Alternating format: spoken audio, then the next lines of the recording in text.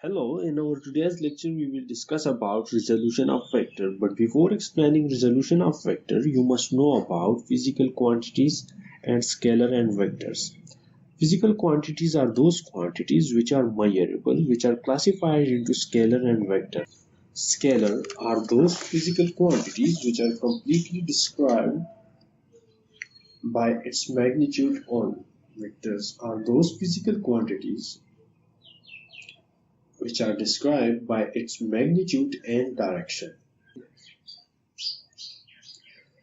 Resolution of vector is the process of splitting a vector into various parts or components is known as resolution of vector. For example, we have a vector v which starts from origin O and goes toward point B. We will split this vector into its components Vx and Vy. Vx and Vy are the components of vector v, where Vx is the component along the x-axis and Vy is the component along the y-axis. The component along x-axis is known as the x-component of vector. The component along the y-axis is known as the y-component, and the component along the z-axis is known as the z-component. For simplicity, here we are dealing with two-dimensional and there are only x and y axes. But when we deal with three dimensions, then we include the z component. Mathematically, we will determine the value of Vx and Vy. To find Vx, we use cos theta. Cos theta is equal to base by hypotenuse. This is the base OA and this is the hypotenuse which is OB, which is equal to OA divided by OB. OA is equal to Vx and OB, which is the hypotenuse, is equal to vector V. Multiplying both sides by V, Vx becomes equal to V cos of theta. So the x component Vx is equal to V cos of theta. For determining the y component, we use sin theta. Sin theta is equal to perpendicular divided by hypotenuse. Perpendicular in this triangle is Vy or AB. And the hypotenuse is OB. Again, putting the values of perpendicular and hypotenuse, the equation becomes AB divided by OB, which is equal to Vy divided by V.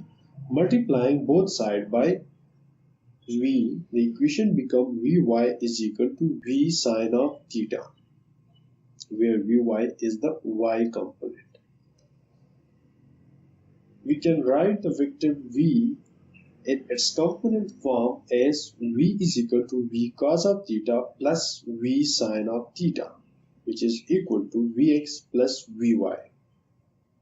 Now, if a vector is given in its components form, for example, we know the Vx and Vy, the y component and x component of a vector, then we will find the vector V by using these equations, which is actually the Pythagoras theorem, which is V square is equal to Vx square plus Vy square, taking under root the magnitude of vector V is equal to under root Vx square plus Vy square.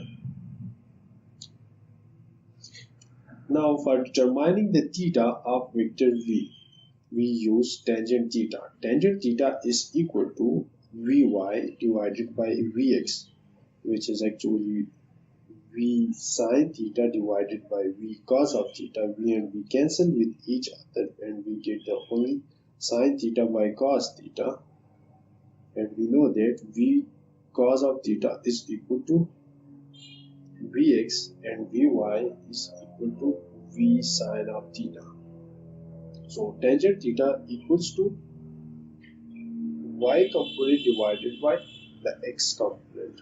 taking tangent inverse on both sides of the equations, theta becomes equal to tangent inverse Vy divided by Vx. Here we will solve this simple problem. The magnitude of a vector f is 10 units and the direction of vector is 60 degrees with the horizontal. This is the magnitude of vector f, which is equal to 10 units, and the theta is equal to 60 degrees. Now to determine the components of this vector, you use the previous formulas, which is fx is equal to f cos of theta. Fx is the x component of vector f, which is equal to f cos of theta. F is equal to 10 and theta is equal to 60. Putting the values of f and theta, we get 10 cos of 60. Cos of 60 is equal to 1 over 2. Multiplying 1 over 2 with 10, we will get the final result is 5. So fx is equal to 5 units, which is the projection of vector f along the x-axis. Now we will determine the y component or the projection of f along the y-axis. Fy is equal to f sine theta. Again, putting the values of f and theta, we get 10 sine of theta or 10 sine 60. Sine 60 is equal to under root 3 by 2. Multiplying 10 with under root 3 by 2, we will get f is equal to fi plus 10 under root 3 by 2j, where fi is the x component or the projection of f along the x-axis, and 10 under root 3 by 2 is the y component fy or the projection of vector f along the y-axis.